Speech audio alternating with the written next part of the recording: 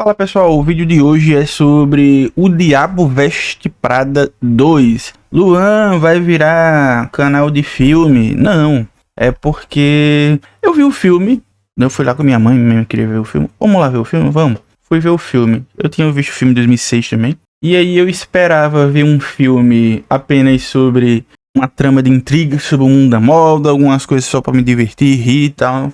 E eu achei algumas questões que foram interessantes que traz para a economia, né?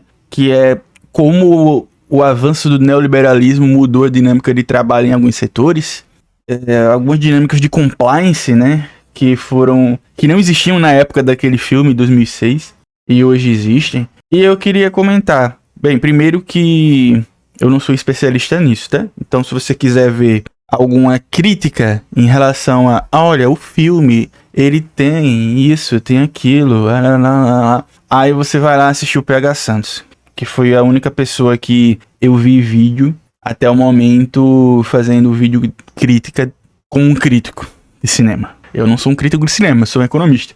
E aí, vou falar algumas questões aqui que posso também estar errado, já que eu não sou crítico de cinema, mas é que é o seguinte, tem spoiler aqui, tá?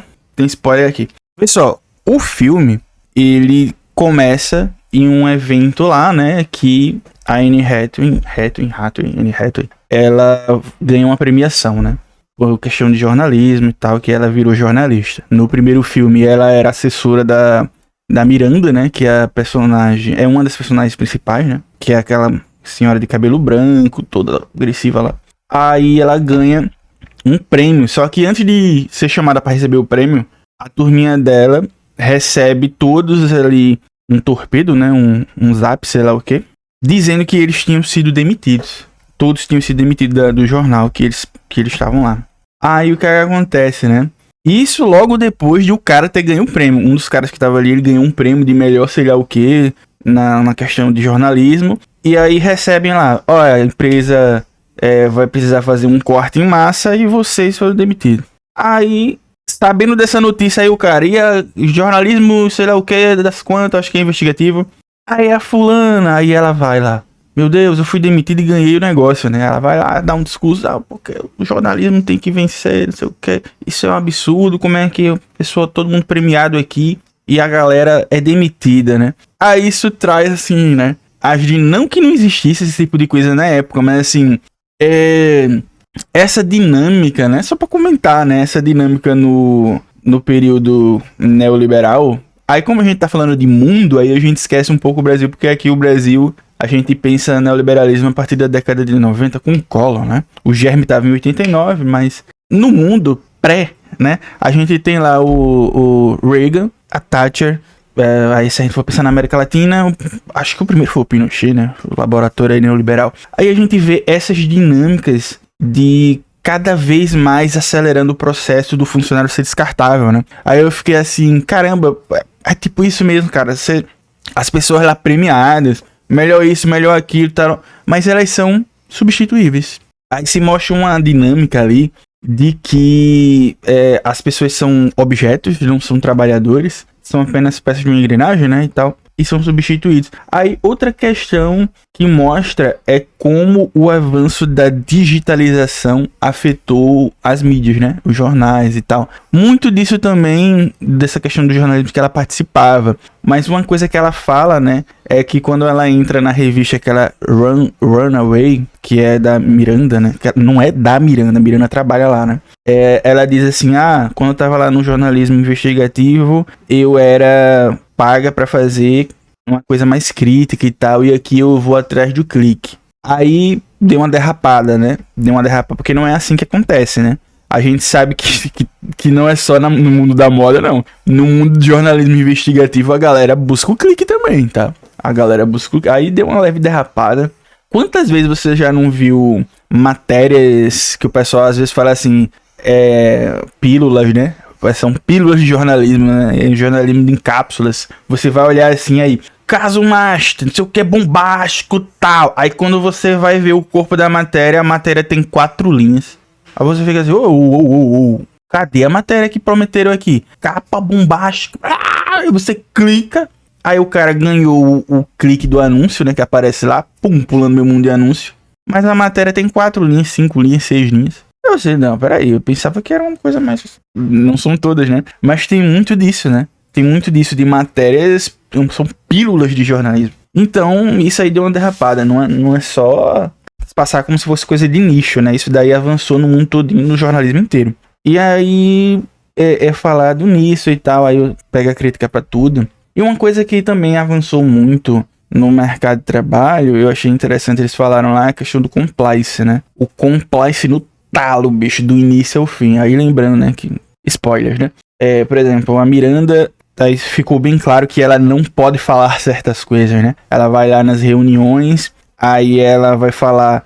porque esse retardado... Aí tem uma mulher lá que aparentemente o serviço dela é o... Vai dar merda, né? Aí ela... Não. Fala isso não, pode não. Aí ela... Também não pode falar nada, caralho, sei o quê. Não, essas pessoas que tem problemas mentais... Não, também não. Aí tem outra situação de que ela queria dizer que as modelos estavam gordas, né? Aí ela... Não, porque essas modelos, como é que eu posso dizer? Ela fez tipo assim, né? Aí a mulher fez... Não pode não. Aí não, assim... Portinhas... Plus size... Size pode. Aí meio que... Veja... Óbvio que deu uma exagerada pra ficar mais... Uma crítica mais escancarada. Meio que... Sei lá, o politicamente correto está dentro das empresas, né? E aí, o compliance não é só para isso, né? De coisa de comportamento. Mas existe compliance de você gerir como que você... questões de... para agilizar processos. Eu passei por isso. Quem teve uma jornada de trabalho que foi passando por gerações de transformações, né? Vai lembrar de certas coisas a depender de onde você trabalhou. Eu trabalhei enquanto economista em órgãos governamentais, né? Aí lá atrás e tal, eu passei por uns locais que eu vi esse compliance chegando, né? Era uma prática, a prática de compliance é uma prática que hoje é vista como uma coisa muito massa e tal, agiliza processo. Ou então é o compliance do vai dar merda, né? Tipo isso aí. Mas o compliance lá foi o compliance do...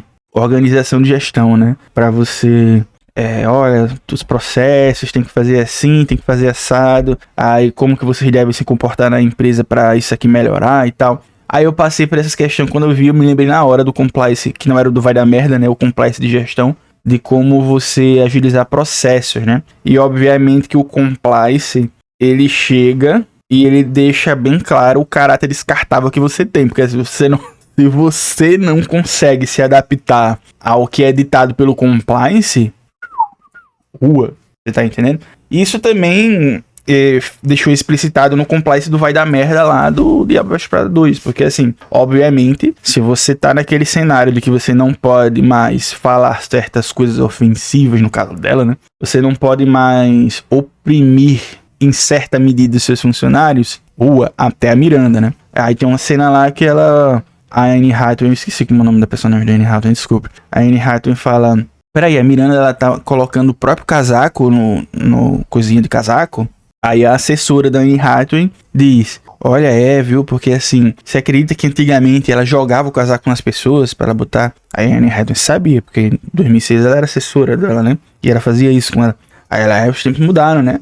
O compliance do vai dar merda chegou.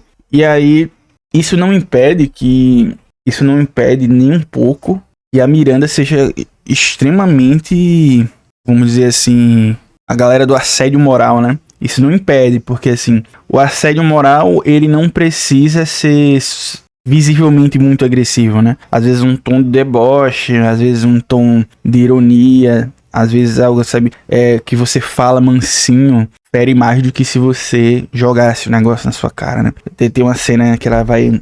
A Anne Hathaway diz, a minha matéria e tal, postei e tal, e os críticos, eles gostaram muito, né? Aí a Miranda fala, Nigel, que é o outro funcionário, questão de engajamento, aí vem toda essa questão da métrica, né? Se antes se postava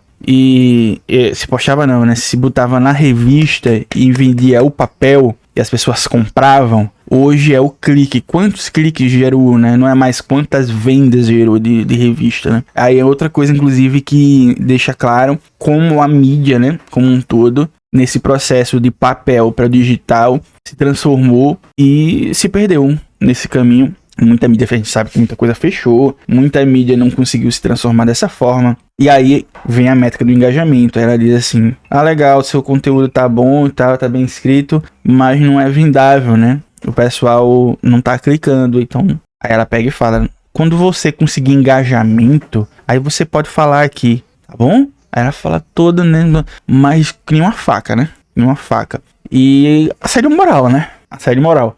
Quem nunca passou por isso, né? Num chefe otário. Eu sei que a galera... Eu acho engraçado, né? A galera dá uma glamourizada nisso. Aí, veja, eu gosto de PH. Meu próprio PH, ele talvez não tenha sido a intenção dele, mas me pareceu que tava glamourizando, assim, nossa, Miranda, é um acontecimento, ai, não sei o que e tal, mas caralho, velho, a mulher é uma tirana, né, bicho? A mulher comete assédio moral, assim. Ela, enquanto personagem, é interessante, mas, sabe? É porque, eu posso estar com má vontade, porque ele é questão de crítica de como o personagem é construído, né? Mas é porque, assim, eu não sei vocês, mas eu me deparei com várias Mirandas no decorrer da minha vida de trabalho. Várias. Inclusive no meu último, antes do que eu tô agora. Então, assim, eu vejo aquilo e não consigo separar da vida real, sabe? Me dá uma agonia quando eu vejo. Apesar de ter gostado do filme e tal, mas não consigo ver a mulher como um acontecimento, sabe? Mas então, veja, só pra encerrar, eu não acho que isso tenha sido uma crítica intencional, assim, de, vamos criticar o neoliberalismo, as coisas. Eu acho que eles só quiseram mostrar como um acontecimento que rolou. Aí eu vou citar outra pessoa que faz críticas de filmes, que foi que é o Link, né? O Link não criticou esse filme não sei se vai. Mas aí ele fala assim, crítica safada, né? Que não vai além. Bem, se foi crítica safada ou não sei, não sou capaz de opinar. Como eu disse, eu não sou um cara que olha para um filme e consegue tirar grandes sacadas como o PH e o Link, né? Mas daquilo que eu consegui pegar, eu achei interessante falar disso, porque representa muito dessas mudanças, né, que o neoliberalismo trouxe para o mercado de trabalho. E eu quero que vocês comentem aí de o que é que vocês acharam do vídeo. Se vocês viram o filme, vocês concordam comigo? Foi uma crítica intencional? Eu acho que não foi intencional, não. Aí eu trouxe do ponto de vista de economista aqui, né? Porque eu acho que a maioria dos filmes, das críticas do filme, né? Vai ser muito na pegada do PH de falar questões técnicas, né? Do filme e tal. O Link talvez, se falar também, talvez seja mais umas questões técnicas, de enredo e tal. Então diga aí, o que é que você achou do vídeo? Comenta aí uns 3 espengas já se você puder. Se você tiver aí sobrando, mande pra mim, porque vai ajudar meu canal, Live Pix. E você seja membro se você quiser e puder. E eu sei, tô devendo pedir membro, né? Eu sei, vou fazer. Outra coisa também que eu quero que você faça é hypar o vídeo, porque você ajuda demais. Se inscreva, ative o sino, hype. Tem um hype grátis, tem um hype pago, tem um valeu demais que é pago, tem o seu membro, lá ele. E a gente se vê no próximo vídeo. Obrigado, valeu, até mais.